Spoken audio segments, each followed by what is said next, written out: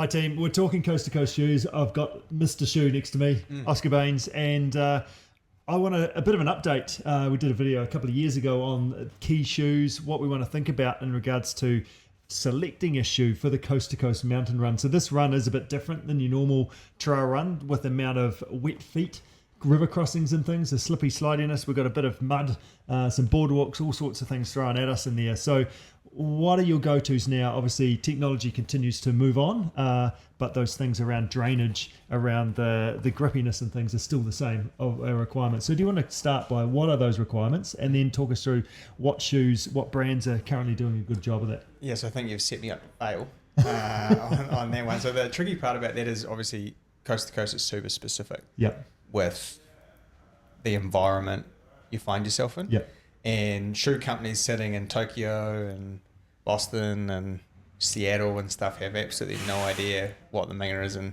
Yep. how the variety of services that we're going to be on. And obviously, it's there's not many runs like that you're running up a riverbed happening in the world. Correct. That are high profile that people are going to design shoes for. Yeah. So what we do is we try and make the best of what we've got. And like you said, so a couple of key elements for me is on those off-road terrains, what's the proprioception like? So where's your spatial awareness and can the shoe improve that or take away from that? We want to make sure that where you put your feet and where you feel your feet going is actually where the shoe is and how you find stability on those uneven surfaces. Yeah, okay. So if you run that slightly different, but generally a slightly lower profile shoe to something you might run an ultra marathon in is maybe a better idea. Yes. Okay. So a lot of shoes these days are going to higher and higher and higher stack heights, aren't they, to help that cushioning and the different foams and things we're using. But we actually want to do the opposite and come lower, so then we can actually feel our feet on the ground and be more balanced. And then also part of that is also the footprint, the width of the shoe as well, because we don't want a great big width, and then we get our foot stuck between rocks and falling off the edge of tree roots and things like that. Which is super important. So what we do on the store is we talk to people about how they feel, how confident they feel on surfaces, how much cushioning do they think they need, what can we get away with. One of your comments is always the least amount of something. Yep. So, can we give you just enough cushioning that you're comfortable, but not too much that you feel tippy or unstable on those off-road surfaces. So that could be anywhere between 25 sort of to 30 mil with a cushioning in the heel and then some sort of 4-foot drops. You're getting a little more ground feel in the 4-foot and mid-foot when you are sort of attacking those off-road surfaces into that mid-foot, 4-foot area, towing off, you feel safe and secure. So I think that's really important. Yep. But we want enough cushioning that you're not totally beat to shit. Like after your 3, 4, 5, 6 hours of riverbed stones, because 7, 8, 9 hours of riverbed stones. Yeah, because and that's the next point, isn't it? Is the amount of it's an offset between you want it to be low, but you don't want it to be so low that you're feeling every single little thing. And I have run in shoes that have been too minimalistic, and therefore you're tentative on the downhill when you don't just full send because you're like ow. Yeah, it's almost like raw dogging and bare feet. So we don't want that. But then again, we're lucky here with the car park across the gravel car park, jump across there, hop across some rocks. How do I feel? Everyone's different. There's no right answer, but there's probably a better answer than like super stacked, kind of cushioning. The second part is grip that you trust. Yep. Now, the shoes with the deepest lugs, probably not the best idea. Yep. And the shoes with the most spaced apart lugs, probably not the best idea.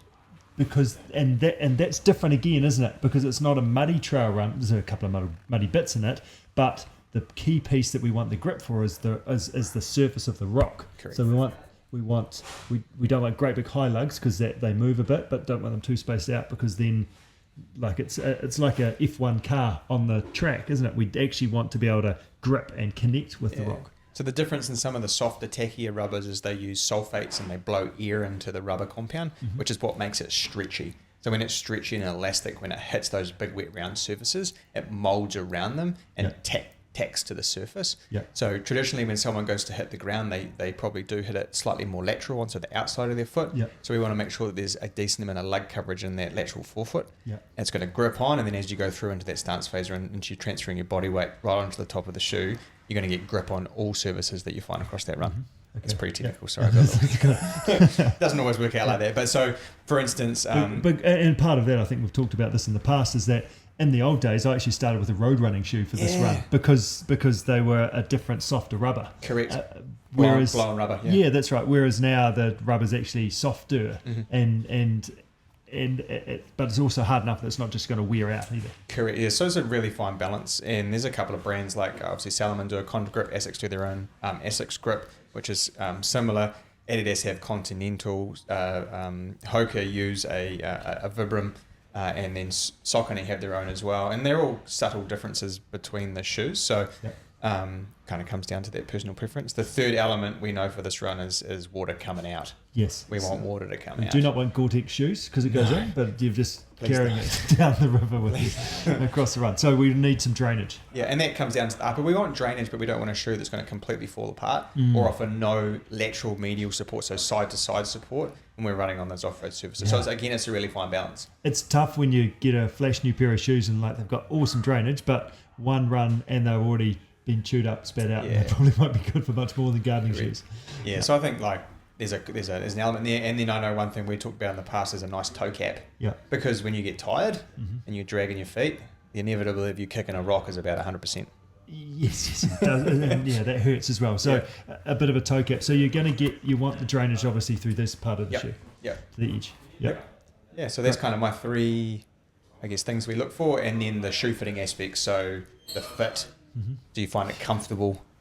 Is it an appropriate size? All of those things come into I guess the fourth element, because we can say, hey, this shoe's the best in the world, but if it fits like a dog, you're gonna have a horrible time. And I've looked at those before. The Saucony shoe, it's like, that's a really good shoe, and it makes complete sense. But then it just doesn't fit me. So I was like, oh, damn it. Yeah. So and I guess that's our job to say, hey, here's 5 or 6 options. Which one fits and feels the best to get that right? Okay. So can you summarise those 4 elements for me, please? Yep. So we're looking for outsole grip. We want lowish lugs but some lug, and we want a good coverage across the whole shoe. We want a shoe in terms of the stack height, which is the midsole component, so the cushioning component. Yep. We want just enough so you don't feel beat up after you run, but not so much that you feel unbalanced. Yep. And then we want to make sure that the upper offers stability, but also drains really well, so that you're not carrying half the river up the river, down the river. Yep. Yeah. And then it fits. And then it has to fit and feel comfortable. Yeah. So those are kind of the 4 elements we look for. And it depends, all of that stuff. Oh, not all of it, but the stack height depends on how fast you're travelling as well. I don't know if we touched on that. Yep. Just if you're running 3 hours, that's a whole lot less footsteps compared to if you're running 8 hours and doing a bunch of hiking amongst that as well. 100%. So yeah, that comfort piece is crucial. Yep. Nice. Okay, so top 5 running shoes for coast to coast this year. What are your go-tos? Yeah, so I'll park my personal feelings and we'll go on sales because that's always good. That's these guys talking with their feet. Yeah. So I'd say definitely Asics Fuji Light 5 has been the joke intended front runner of the category. Okay. The front runner. My dad jokes are on fire since I had my second child. So I think that's, and for all the reasons we talked about. So it's like softish cushioning, still responsive, great grip, drains well, bit of a toe cap, fits most people. Brilliant. Okay, so then the Salomon stuff. So they do the S-Lab Ultra. If you like more ground feel, it's a little bit firmer ride. It probably offers a little bit more stability in terms of ground feel. It still drains really well. If that particular person. And then new kid on the block is we've started to see some T-Rex product come through from Adidas. So their Continental outsole is fantastic. Lots of lateral coverage like we talked about, not too far spaced apart, and this stuff's real grippy. It's a slightly firmer option, but still decent cushioning in the forefoot, and an upper that drains unbelievably well. We'll see how it goes in terms of longevity. This is the first time we've had it, so but definitely people have responded well to that. The Saucony that you've got, so that's the Exodus Ultra 3, that's one of the more cushioned options, but it's still flexible in the forefoot, which I really like. So what we want, that forefoot flex, that's super important for you guys. We don't want it to be too super stiff unless you have a reason for it to be, so that you can manipulate the shoe around stuff. Because then you can have the grippiest shoe in the world, but if you go to hit the ground and try and bend it, you just slip out from underneath. It's kind of unfun. The grip on the bottom is comparable to everyone else's, and it does have a bit of a bash plate, so a nylon weaved plate which stops the sharp rocks coming through to your forefoot. And that's sandwiched in between the midsole and the outsole. It uses a P-Bax inner, so it's the springy road racing foam. How technical do you want to get? This is good shoe check. Encased in EVA, so you get the stability from the firmer, less fun foam, and inside of it, almost like custard in a swimming pool, you get the fun foam in the middle, so you get response back out of it. Sidewalls gives you heel stability. Fun foam versus less fun foam. Technical. And then the Hoka option. So if you for instance, if you had a big toe problem and it didn't bend very well and you needed assistance in terms of the forefoot rocker, then this is a little stiffer here. contradicts kind of what I said about the Saucony, but there's definitely a reason for it to be stiff like that, Yeah. just to help you roll along. I'd say this is probably for someone entering that 6, 7, 8, 9 hour category. Yeah. You'll find this super comfy. Yeah. The vibe of outsole's fantastic, like we talked about, coverage all the way to the edges, good spacing, super grippy, and the upper drains really well. Yeah. If you're someone that has a little bit of foot swelling, they've actually put in almost like a piece of stretchy elastic into the forefoot. So when if you're out there for a long time, you do get that forefoot swelling, it's going to accommodate that. Yeah. This is the only one that comes in 2 widths. Okay. So for that fit piece, if we Yep. need to have 2 widths, we can get that just right. So it's a Speedgoat. Yep, Speedgoat 5. So you got the Agravat T-Rex, Speedgoat 5 from Hoka, the Fuji Light 5 from Asics, the Saucony Exodus Ultra 3, and the Salomon S-Lab Ultra V2. Awesome. Shoe chat. I love it. That's a lot to take in. Yeah, You've done sorry. very well. So it's good to get a good understanding about why we're choosing the shoe, but then also give you some ideas about which shoe may fit you, Yep. and go and try them. I think it's the key bit, isn't it? And try them early. Yep. I think I'm pretty good at my job at helping, but every now and again we don't get it right. Yep. And I think this is not a sales pitch, but you'll probably go through one in training. Yep. If you like it, we put another one in the wardrobe so that 3 weeks before race day you can just run that in a wee bit. Yes. You got a fresh pair. And because that happens, they get sold out as well, Yeah. don't they? So we don't have that in stock anymore. So We're trying to do better, but it does happen. It does happen, and we're not always in control of what's coming into little old New Zealand at the bottom of the world. So cut me a little bit of slack. Good job, well done. Thanks, man.